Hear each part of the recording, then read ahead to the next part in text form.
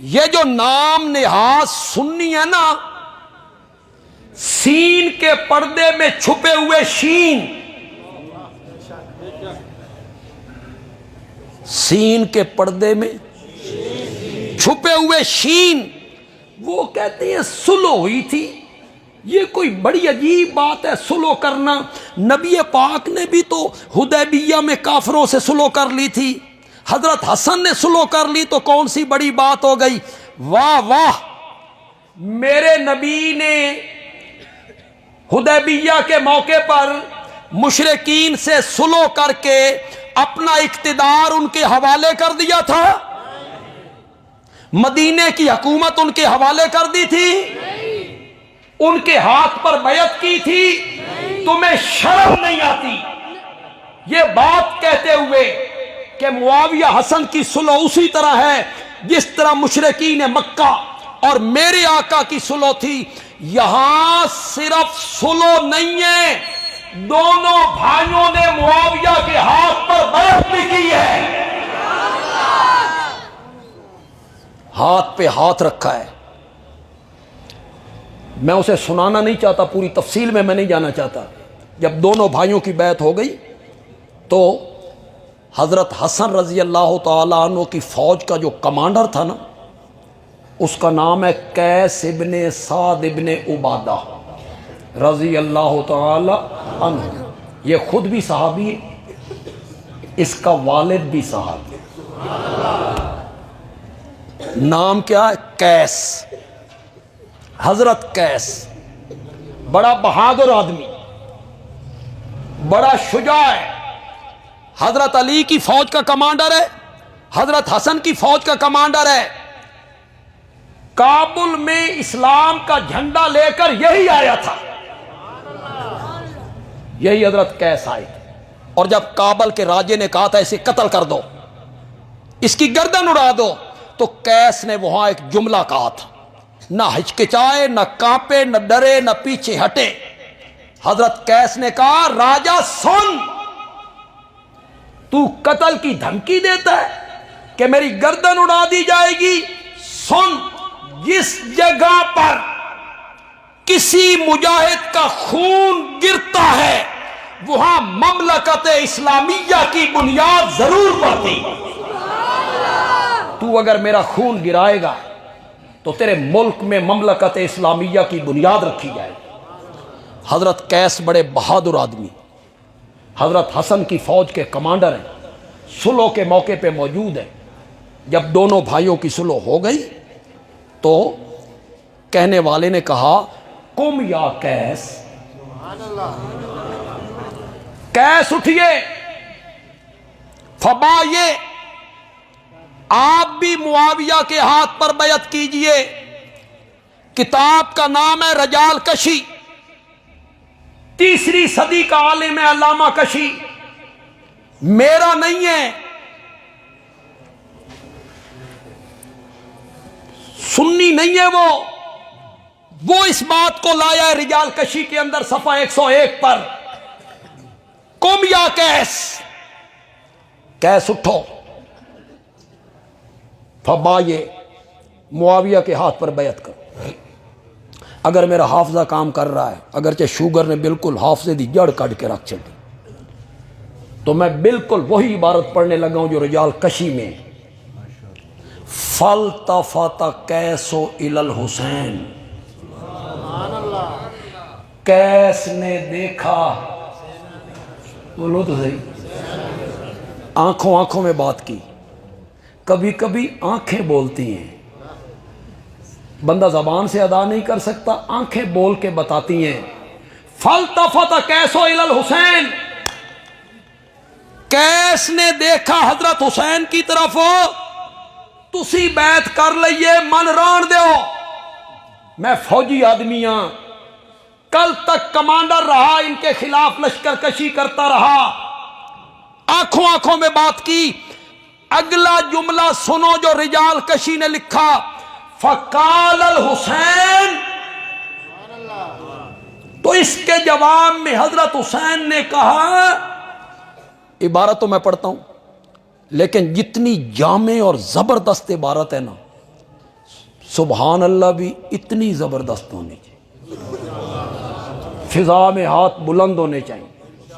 حضرت حسین نے کہا کم یا کیس، کیس اٹھو، فبایع، معاویہ کے ہاتھ پر بیعت کرو، فَإِنَّهُ إِمَامِي، فَإِنَّهُ إِمَامِي۔ یہاں رجال کشی والے نے تھوڑی سی ڈنڈی ماری، بریکٹ میں لکھا یعنی حسن، یہ میرا امام ہے، اٹھو معاویہ کے ہاتھ پر بیعت کرو، یہ میرا امام ہے۔ تو بریکٹ میں کیا لکھا؟ یعنی حسن، یہ بچانے کے لیے کہ معاویہ کو اپنا امام نہیں کہا۔ میں آخیا تو ڈنڈی ماری ہے تو میں ڈنڈا مارنا، چل یار تیری گل مان لی۔ یہی معنی تھا حضرت حسن کا، حضرت حسین رضی اللہ تعالیٰ عنہ کا، کہ حسن میرا امام ہے، حسن میرا امام ہے، چل مان لئی تیری گل۔ اس کو بندیالوی پھر بیان کرتا ہے نا، حضرت حسین نے کہا کیس اٹھو، معاویہ کے ہاتھ پر بیعت کرو، فَإِنَّهُ إِمَامِي، میرا بڑا بھائی حسن میرا امام ہے، اور جس معاویہ کو میرے امام نے اپنا امام مان لیا ہے، میں نے بھی اسے اپنا امام مان لیا۔ ایک امام نے نہیں، کتنے اماموں نے؟ یہ جو تاریخ کے مارے ہوئے لوگ ہو، تمہاری تاریخ کو اور تمہارے راویوں کو دریائے راوی میں پھینکوں، فلاں راوی یوں کہتا ہے، اور کہتا کن کے متعلق ہے؟ قرآن کے راویوں کے متعلق۔ کہتا کن کے متعلق ہے؟ حدیث کے راویوں کے متعلق۔ راوی کہتا ہے، وہ جو تاریخ کے مارے ہوئے لوگ ہو، بندیالوی کی ایک بات کا جواب دو، جواب دو تے سوچ کے جواب دینا جی۔ حضرت حسن رضی اللہ تعالی عنہ نے سلو کر کے کیا چیز معاویہ کے حوالے کی تھی؟ صحیح لفظ نہیں نہ بول رہے، خلافت۔ خلافت کیا؟ خلافت۔ حضرت حسن کیا تھے؟ بادشاہ تھے کہ خلیفہ تھے؟ ملک تھے کہ خلیفہ تھے؟ حوالے کیا کی؟ تو جو چیز حوالے کی وہ کیا تھی؟ تمہیں ملوکیت کہتے ہوئے حیا نہیں آتی کہ معاویہ تو بادشاہ تھا، خلیفہ نہیں تھا؟ میں پوچھتا ہوں حضرت حسن نے جو چیز حوالے کی تھی وہ کیا تھی؟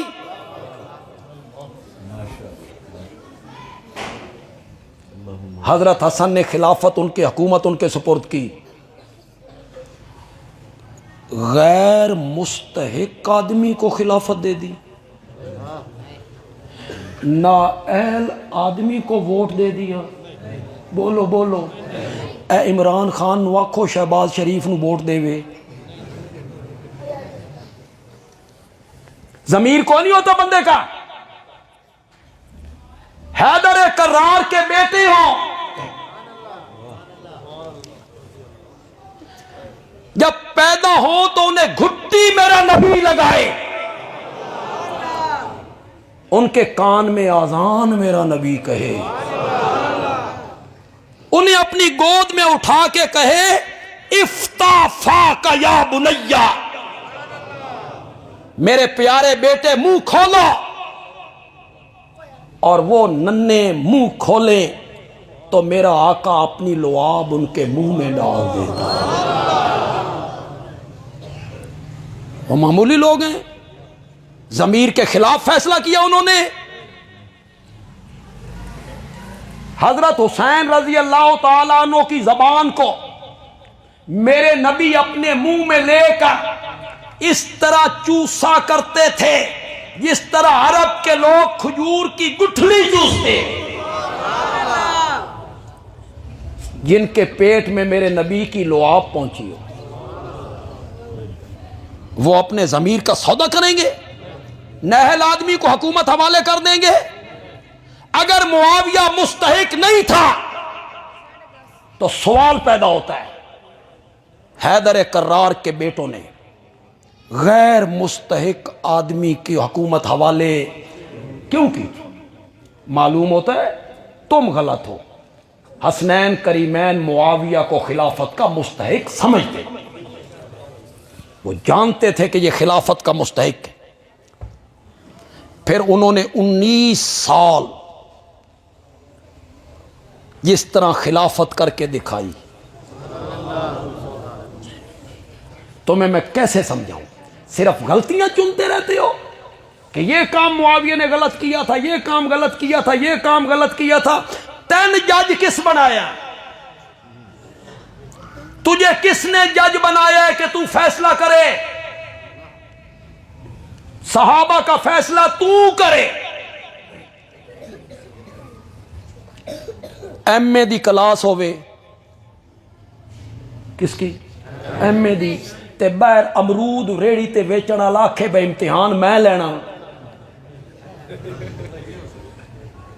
کلاس ایم اے کی ہو تے امرود ویچن والا آکھے بھئی اس کلاس دا امتحان میں لینا۔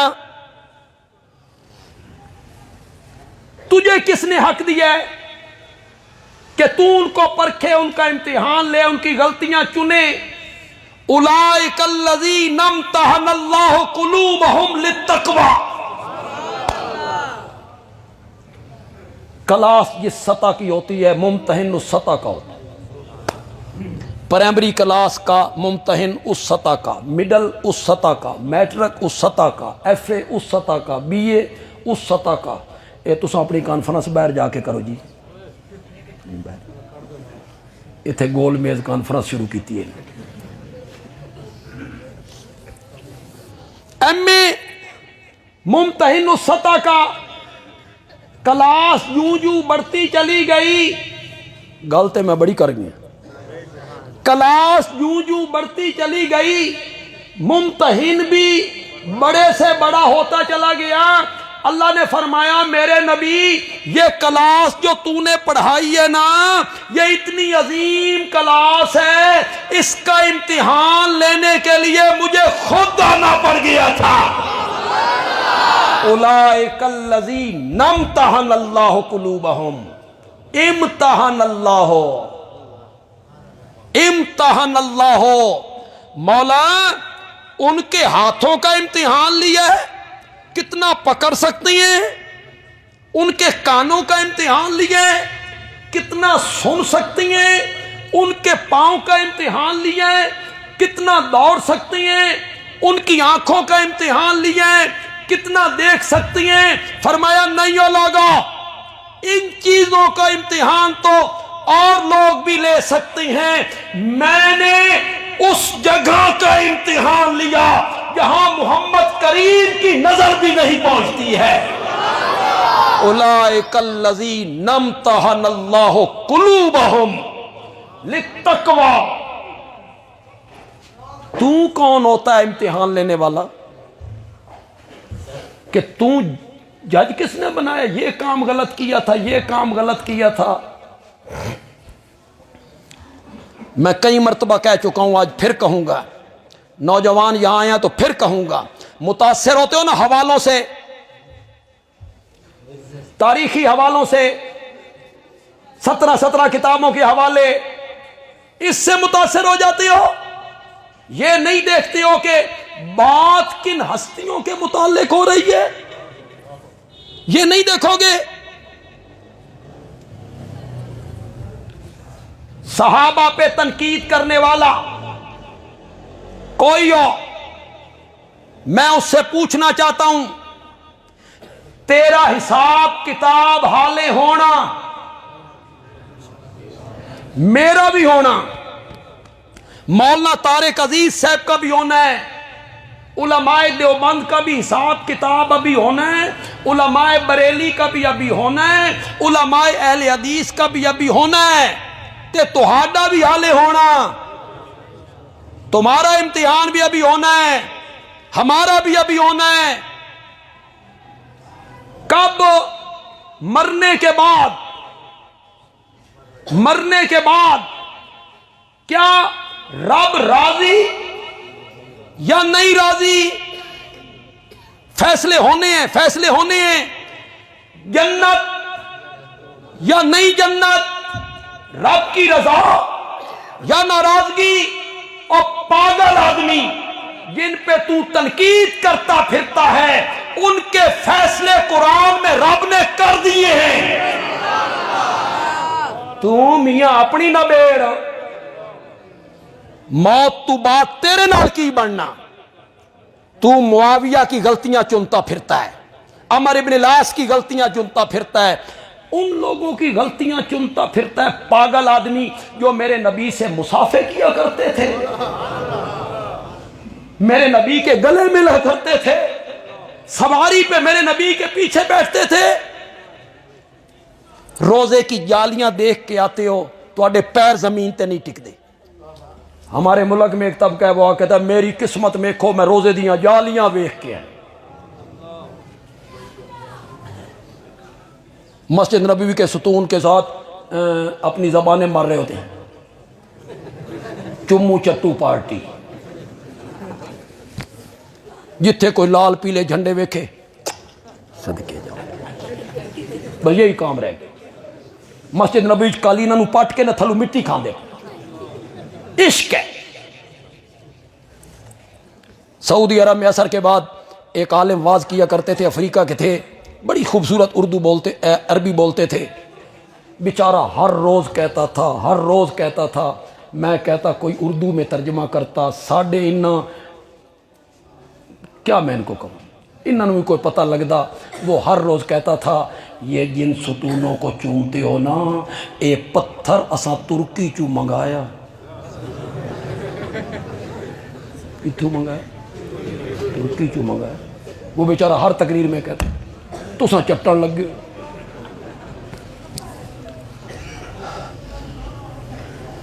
قالینوں کی مٹیاں چاٹتے ہو تو اپنے آپ کو قابل فخر سمجھتے ہو، ظالم لوگوں ان پہ تنقید کرتے پھرتے ہو جو میرے نبی کے سواری پر میرے نبی کے پیچھے بیٹھا کرتے تھے، ان پہ تنقید کرتے پھرتے ہو جو ایک دسترخوان پہ بیٹھ کر میرے نبی کے ساتھ کھانا کھایا کرتے، ان پہ تم تنقید کر رہے، تو ان کی غلطیاں گنوا رہا ہے۔ صحابہ تاریخ کے ترازو پر نہیں تلیں گے۔ پھر بندیالوی کی بات نوٹ کرو، صحابہ تاریخ کے ترازو پہ نہیں تلیں گے، صحابہ قرآن کے ترازو پہ تلیں گے، باقی سب تاریخ کے ترازو پہ تلیں گے۔ قائد اعظم صاحب کو تولنا ہے نا ترازو تاریخ، علامہ اقبال صاحب کو تولنا ہے، بولو تو صحیح، ترازو تاریخ، ذوالفقار علی بھٹو کو تولنا ہے، ترازو تاریخ، جنرل ضیاء الحق کو تولنا ہے، ترازو تاریخ، شاہ جہان کو تولنا ہے، جہانگیر کو تولنا ہے، عالمگیر کو تولنا ہے، ہمایوں کو تولنا ہے، ترازو سب تاریخ کے ترازو پہ تلیں گے، صحابہ تاریخ کے ترازو پہ نہیں تلیں گے، صحابہ قرآن کے ترازو پہ تلیں گے۔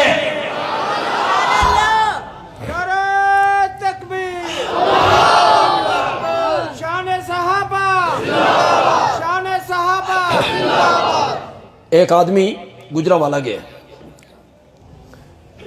اس نے زیور بنوائے، کنگن، بالیاں، انگوٹھیاں، وہ صراف کی دکان پہ گئی۔ اللہ کرے میں ادھی گل کریں تو تمہیں سمجھ آ جائے بندیالوی آکھنا کی جائے، یہ پوری گل میں کر لیں تو پھر سمجھو تے کیڑا مزہ ہے۔ خطابت کا مزہ تب ہے کہ میں درمیان میں ہوں، آپ کے چہرے کی مسکراہٹ بتائے بے بندیالوی کہنا کیا چاہتا ہے۔ صراف کی دکان پہ گیا، کہتا ہے میں سونا لینا، سونا، لیکن میری ایک شرط ہے، میں تلوانا ٹالتے سمجھے کہ کوئی نہیں سمجھے؟ لینا ہے سونا، تلوانا ہے ٹال پہ. صراف کہے گا پاگل آدمی، ٹال پہ تلتی ہیں لکڑیاں، ٹال پہ تلتے ہیں پتھر. سونے کے تولنے کا ترازو الگ ہے، الگ ہے. سب تاریخ کے ترازو پہ تلیں گے. صحابہ سونے کی طرح کھڑے ہیں، یہ قرآن کے ترازو پہ تلیں گے. اگر گجرانوالہ کا صراف سونا تلوانے کے لیے تجھے ٹال کی دکان پہ نہیں جانے دیتا تو میں صحابہ کو تلوانے کے لیے تجھے تاریخ کی کتابوں میں کیوں جانے دوں گا؟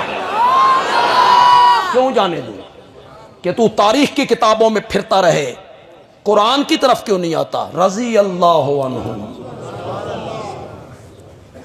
ورضوا عنہ اعد لهم جنات تجری تحتها الانہار کلا وعد اللہ الحسنى.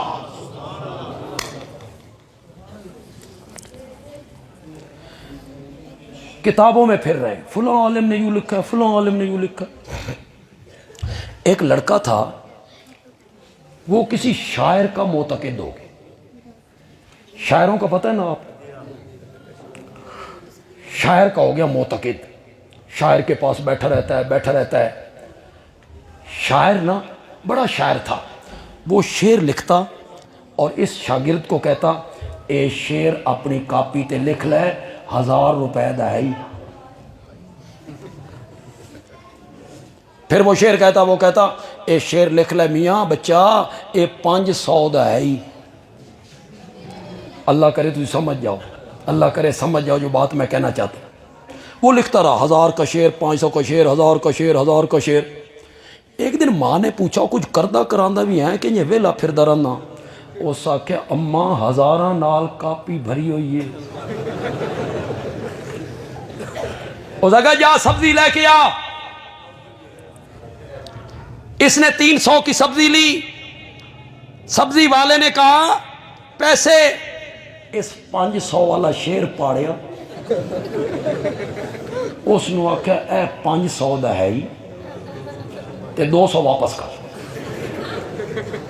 اس آکھیا جا جا 500 کا شیر لیے پھرتا ہے، سبزی اتھے رکھ، پیسے لے کے آ. یہ بھاگتا ہوا استاد کے پاس آیا. استاد جی تسی کہنے سو 1000 دا شیر ہے، 500 دا شیر ہے. آئے اس نے ٹماٹر بھی نہیں. بس یہ جملہ آپ نے سننا ہے، یہ جملہ آپ نے سننا ہے، خدا کے لیے اس پر پہنچنا ہے. استاد کہتا ہے کس نو وکھایا ہی؟ میرا شیر کس نو وکھایا ہی؟ اس آکھیا سبزی بیچن والے نو. استاد نے کہا پاگل کسی سخن شناس کو دکھاتا جو کلام کا وزن سمجھتا ہے. تو سبزی والے کول ٹر گیا. یہ قصیدہ لے جا بادشاہ کے دربار میں جا، قصیدہ پڑھ. یہ قصیدہ لے گیا، اس نے پڑھا. بادشاہ نے 10,000 درہم انعام میں دے دیے. تسی بھی صحابہ نو تولن واسطے سبزی والیاں دکاناں تے پھر رہے ہو. فلاں نے یوں لکھا ہے اور فلاں نے یوں لکھا ہے، فلاں راوی یوں کہتا ہے. تیرے راوی کو دریائے راوی میں غرق کر دوں جو ان راویوں پہ بحث کرتا ہے